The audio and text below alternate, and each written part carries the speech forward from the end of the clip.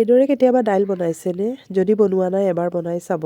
মই মচুৰ দালিখিনি 1 ঘণ্টাৰ কাৰণে তিয়াই থৈ দিছিলোঁ আৰু এইখিনি পূৰা ফুলি গ'লগৈ আৰু এই ধৰণে তিয়াই থ'লে মানে ৰেচিপিটো সোনকালে হৈ যায়। আৰু আলু একেবাৰে মিহি মিহিকৈ কাটি লোৱা আলু দি দিছোঁ। কেৰাহীখন এতিয়ালৈকে মই গেছত পতা নাই। ইয়াত দিছোঁ মই পিঁয়াজৰ পাত একেবাৰে অলপ বেছিকৈ দিছোঁ আৰু কেঁচা জলকীয়া অলপ সৰহীয়াকৈ দিছোঁ আৰু ইয়াত মই নিমখ দিছোঁ।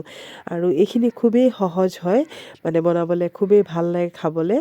আৰু ইয়াত দিছোঁ মই হালধি পাউডাৰ, জিৰা ধনিয়া পাউডাৰ আৰু জালুকো আছে লগত।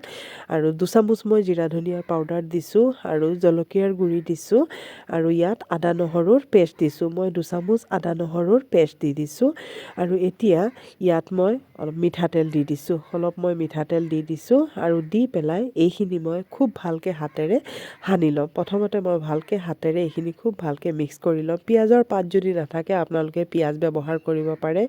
মই বেছিকৈ পিঁয়াজৰ পাত দিছোঁ কাৰণে মই আৰু পিঁয়াজ ব্যৱহাৰ কৰা নাই।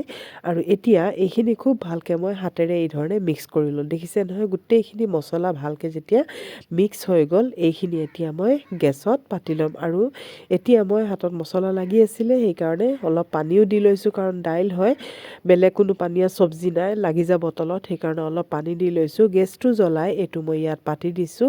আৰু এতিয়া এইখিনি মই অলপ ভালকৈ আকৌ অলপ চামুচখন দি অলপ লৰাই দিছোঁ। দি পেলাই এইখিনি মই ঢাকি পেলাই থৈ দিম আৰু খুবেই সোনকালে হৈ যায়। আৰু অলপ মই পানী দি দিছোঁ, তেতিয়া অলপ সোনকালে হৈ যাব, লাগিও নধৰে।